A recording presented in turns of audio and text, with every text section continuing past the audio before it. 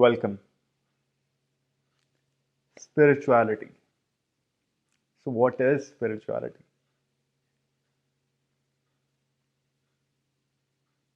Is it going to the temples? Is it praying to God?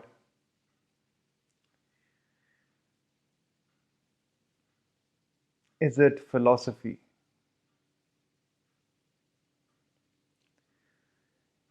I would like to share what spirituality means to me and how I got into this space of spirituality.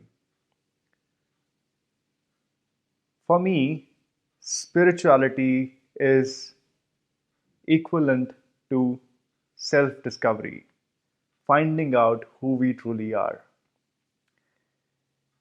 In my early 20s, I didn't had this clear understanding of who I truly am. I was living a good life. I had a job. I was going to college.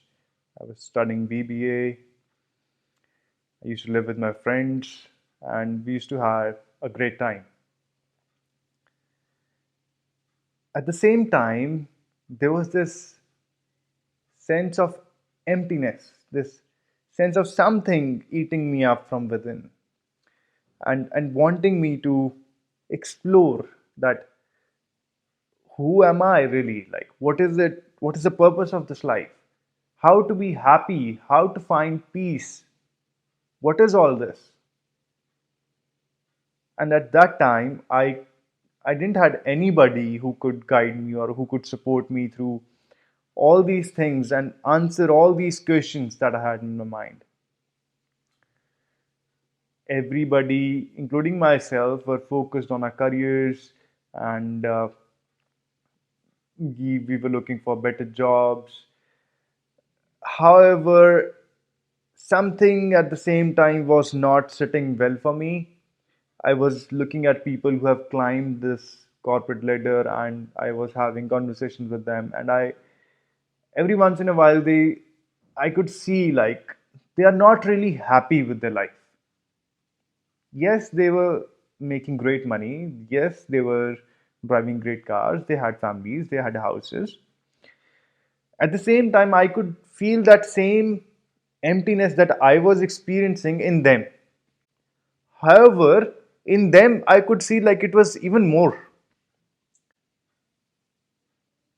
They were feeling this emptiness and this even more than I was feeling. So I just sat and saw that in the quest of happiness, I'm doing all this. We are doing all these things. However, we're not questioning if these things are really making us happy. Instead, they are making us more stressed. They are making us more tensed. So I decided to jump. I did something that you won't hear a lot of people doing. I shunned all this idea of running for a great corporate job or making a ton of money and all these things. I didn't like, I wasn't against this idea. In fact, I was studying Steve Jobs and I really thought of him as a role model.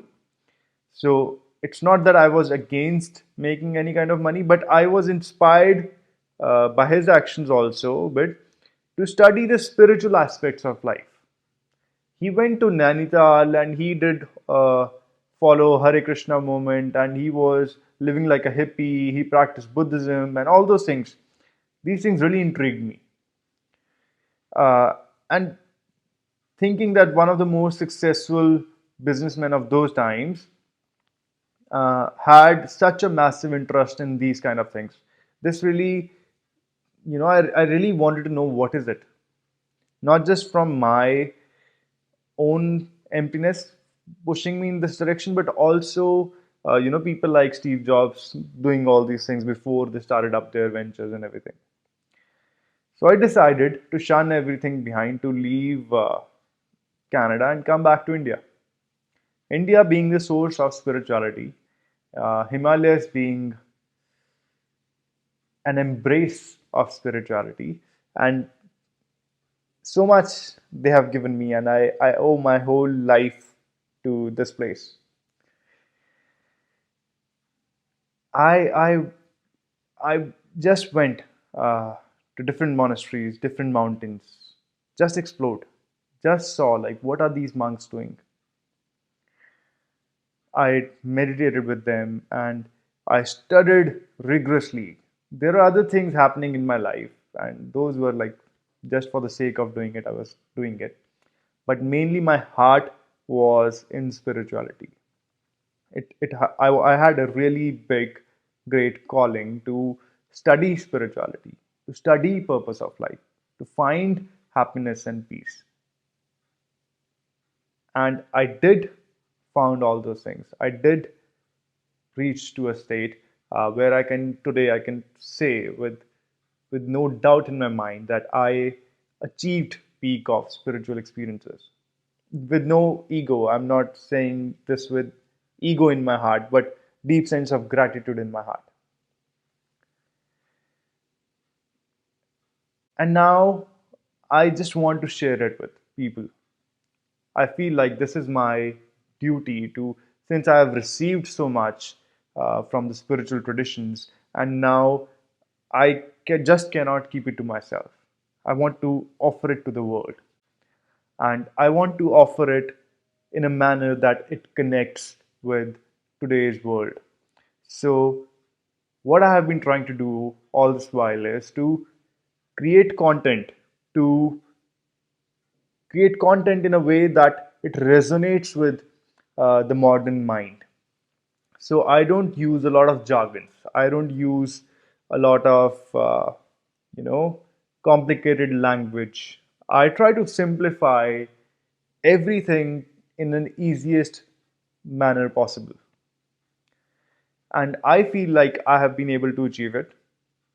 I have created this course, just finished creating this course called The First Awakening, which is made, uh, which is my take on the teachings of uh, yoga and teachings of Tantra and teachings of Himalayan traditions. There's this whole lineage of yogis, and they have created a lot of texts, a lot of knowledge, and I just picked it up and I'm sharing it with the world as per my understanding from my own experience and in a language that is easier to grasp for everybody.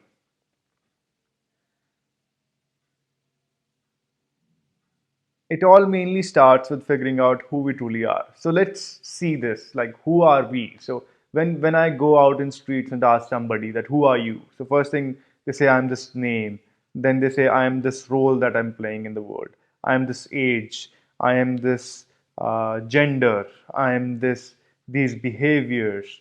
So what I really want you to understand here is that this is my sofa, but this is not me. This is my sofa, but this is not me. This is separate from me. It is mine, but it is separate from me. Similarly, your name, the role that you play, your behaviors, gender, age, and whatever you put after I am, it is all yours. It is an attribute to who you are. It is a characteristic of who you are, but it is not you. Please see this. This is very important. We today go about our lives without really getting in connection with who we truly are. And this is what whole of effort of spirituality is for me. Whole of effort of this delivering these courses, delivering this to you is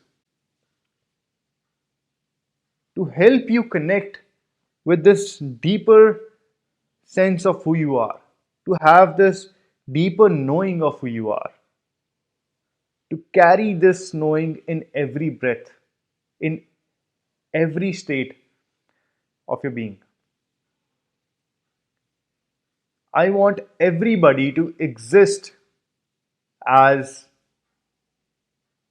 their complete, total self, the deepest secrets of who you are. I want you to know them and use the methods that are being offered by the yogic traditions to get closer to that and then live it. And not only live it in such a way that you inspire other people to explore this and other people also get this. This is what I am trying to do.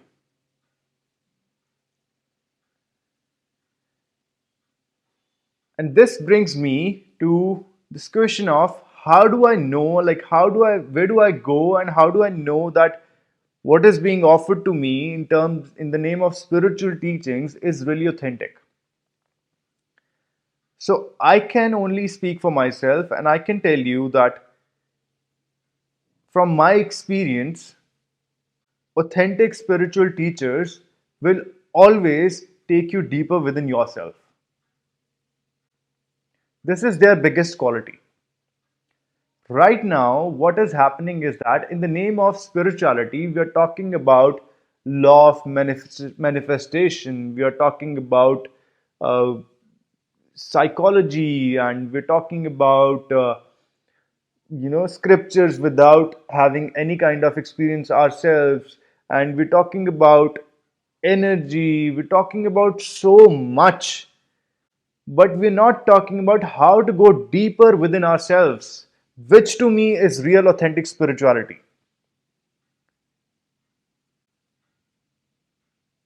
And this is the advice that I give to everybody. If you're taking spiritual advice from anybody, just see, is this person taking you deeper within yourself, or are they just talking about anything else but taking you deeper within yourself? Because real spirituality is that which helps you connect with the deepest aspect of yourself. This is what spirituality is to me.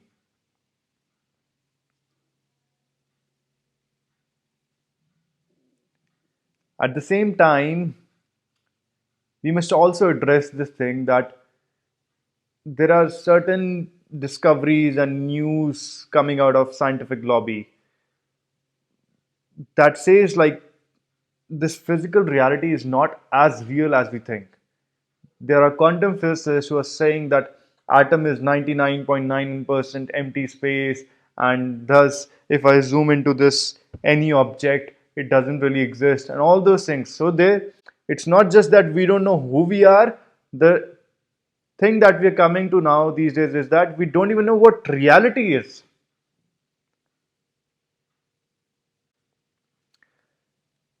And in yogic understanding, what does the word yoga even mean? Yoga means union. Union means union of your individuality with the whole of cosmos and you living universality. Thus, what we're trying to suggest is that the core of who you are and the core of what this reality is one and the same. This exploration is spirituality.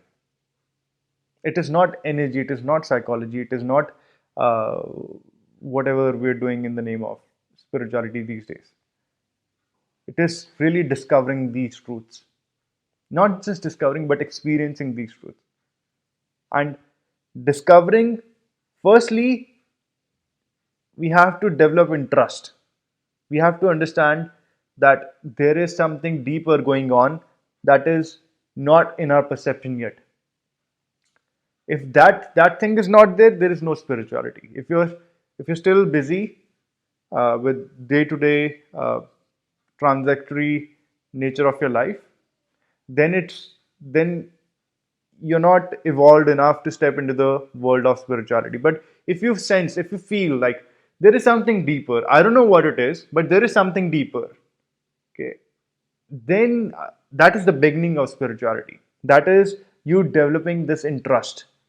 Now, slowly, this interest has to develop into a strong intention that I want to know what it is.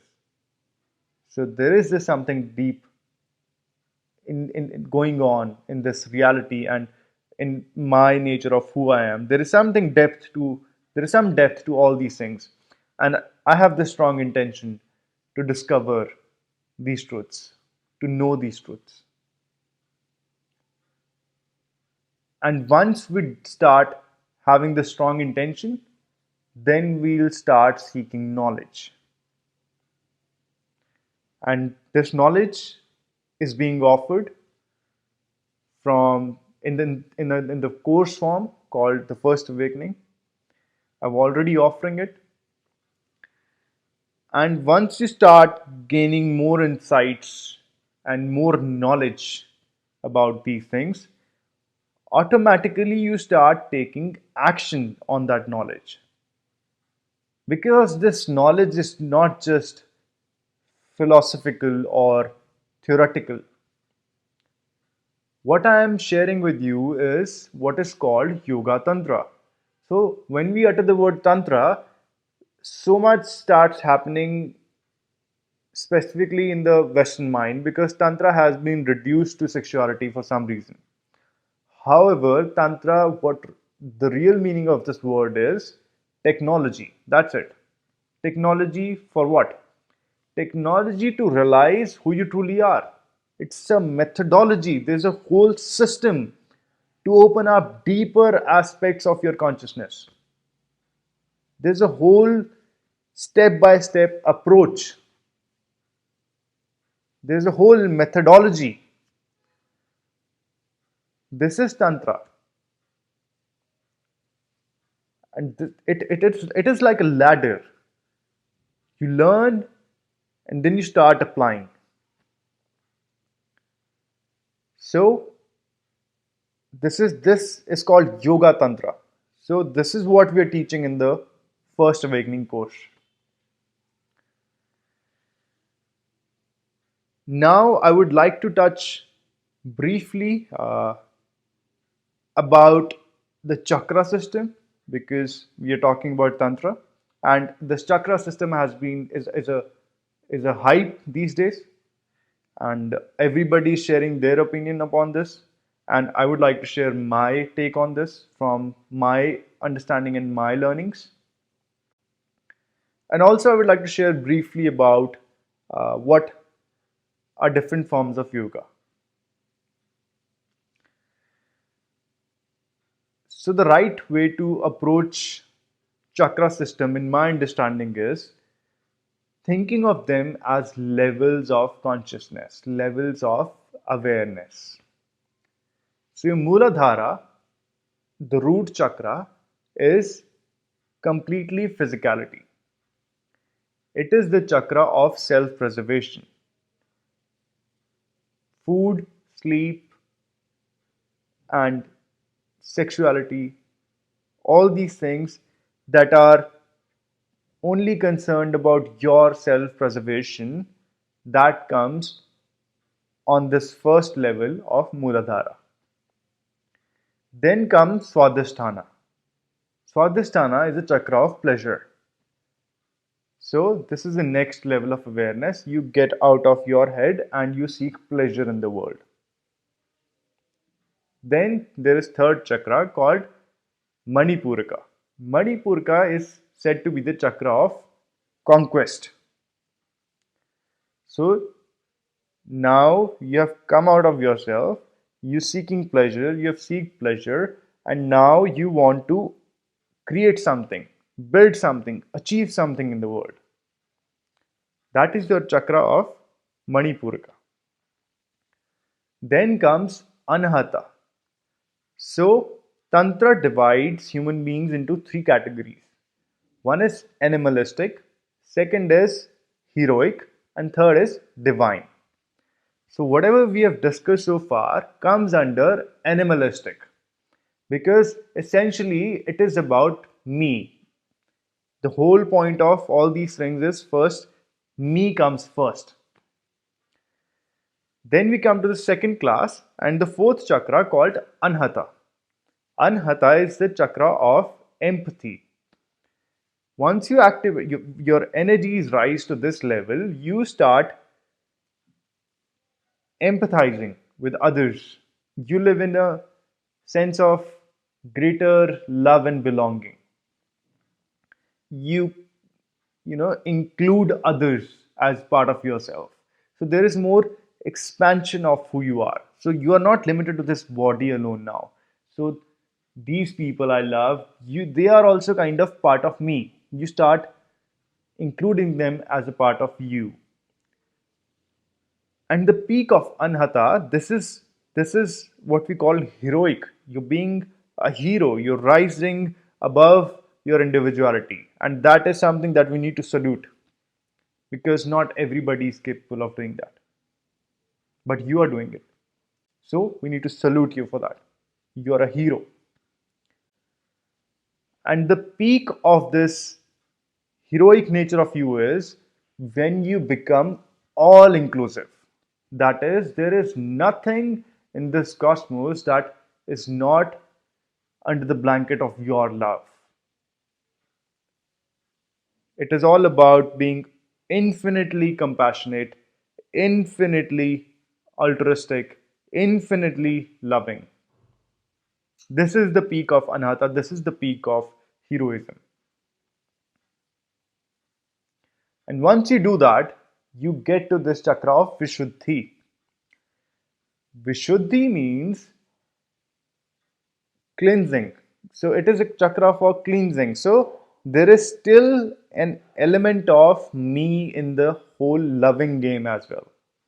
There is me who is loving everyone else, everything else, but there is me. So Vishuddhi is a chakra where your ego gets destroyed. This is the fifth level of consciousness.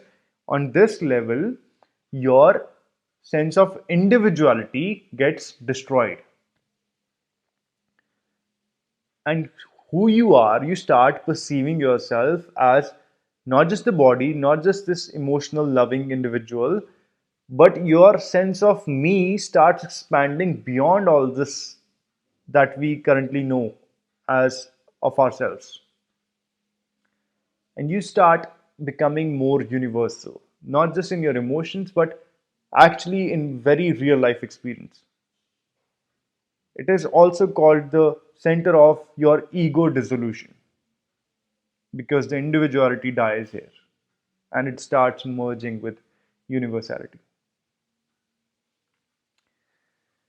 Then comes the sixth level of consciousness, that is your Agna.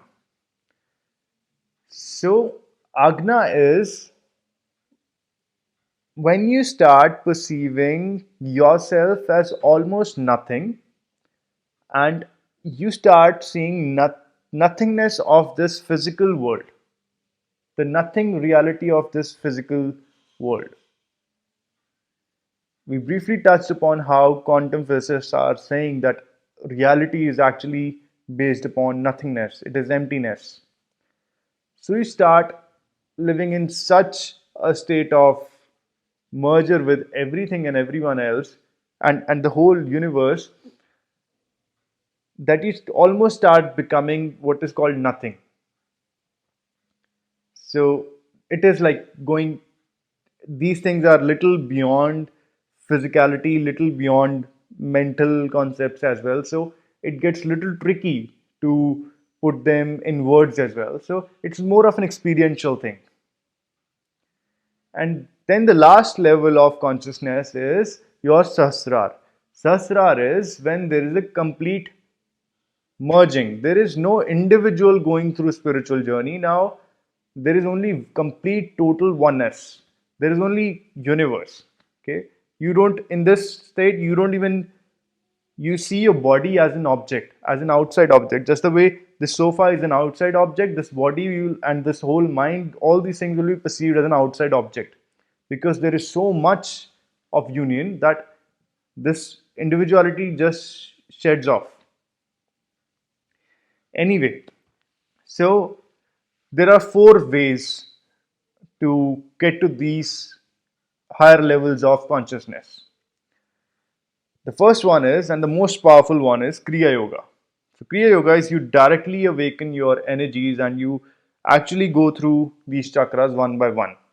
So, it doesn't really happen in this proper chronological way that I have explained. It is all it all goes rampant when your energies go rampant. All these things go wild. Okay, so they might not go in like this structured manner, and it is not like that this linear. But for the sake of understanding, I put it in these words. Then there is something called Bhakti Yoga. Bhakti Yoga is yoga of emotions. So the reason I explained all these seven levels of consciousness is because all these kinds of yogas that I'm explaining can be mapped upon this. So Bhakti Yoga is you raise your emotions so high and you devote yourself to God or something that your individuality dissolves. So you can surrender to a rock, your spouse, God, anything. Object of surrender is not important. You dissolving your sense of I, your sense of me, your sense of self, your sense of ego, that is what the real thing is. So we have to raise our emotions to such a pitch in order to succeed in Bhakti Yoga. So we talked about Kriya Yoga, yoga of energies. We've talked about Bhakti Yoga, yoga of emotions. Now let's talk about Karma Yoga. Karma Yoga is yoga of action. In this, you try and serve people without having any ulterior motive of your own. Okay, without having any self-interest, you just try to serve. What happens is this opens a doorway to universality because you're going away from individuality. You're not thinking in terms of me, me, me. So once you stop thinking in terms of me, me, me, automatically a bigger phenomena starts dawning upon you. So this is Karma Yoga. Now the fourth is Jnana Yoga. Jnana Yoga is yoga of intellect. So in this you sit here and you see. You realize that I don't really know who I am. Then you just see and negate. You see, is this body really me? No, it is not me because body is changing. Like my awareness is same from this moment to this moment, but the body has changed. It was born up like this, brought up just like this, but now it is this. We say I am 27 years old, but and all those things, and but I know that this body is not me because this body is changing, and there is something in me that is not changing. I'm then I'm it's called witness awareness, consciousness of witness consciousness. Your witness consciousness is closest to who you truly are, and everything else, including this body, this mind, these thoughts, these emotions, you just sit and you just cancel them out. Keep on canceling them out. This is not me, this is not me, this is not me, and you negate everything. And once you do that, you logically approach this. That is called Jnana Yoga. In this also, you are able to discard a lot of things and you reach to this place of complete witness consciousness. So this is also method to get to a higher state of being. So these are the four yogas. You can pick any according to your tendencies. If you're an emotional person, Bhakti Yoga is the fit for you. If you are an intellectual person, Jnana Yoga is the fit for you. If you're somebody like who doesn't want to engage in mind and emotions and you just want to do something, you are a doer, then Karma Yoga is the way for you. And if you're somebody who just don't want to engage with anything and you just want to sit and meditate, you are an introspective, meditative kind of person, then Kriya Yoga is the way for you. So accordingly, you'll have to pick. However, in the course that we're talking about, the first awakening, we give an overview and we deliver the knowledge as per the yogic traditions that help you advance in all these yogas. So having that kind of knowledge empowers you to whichever path you pick for yourself. It doesn't matter if you don't want to engage in yoga as well, you have your own way of going about things. That knowledge will empower you only. It won't take anything away from you. So, this is pretty much that I wanted to discuss, and this is pretty much what I wanted to share with you. In order to, if you would like to know more in detail, then of course we have the course. And after the course as well, you can sign up for meditation circles. But meditation circles are only available for people who have done the course, because we will be talking so much in detail about so many things, and I want people to have certain basic understanding of things. Only then we don't want to, you know, think explain fundamentals in the meditation circles. So meditation circles are mainly uh, there are three intakes. It's a group meditation. So we meet twice every month for 4 months, and we have January intake, and then summer intake, and then winter intake. So, but that comes later on. So, right now, my motive was to introduce myself as well as my understanding of spirituality, and uh, where I come from, and what direction I uh, go in, and what direction I am going in, and what is it kind of gist of what I have to offer to you. And if any of these things resonate with you, please feel free to join us. And I'll be more than happy to walk on this path with you. I'm so looking forward to connecting with you in even more depth. See you around. Namaskar.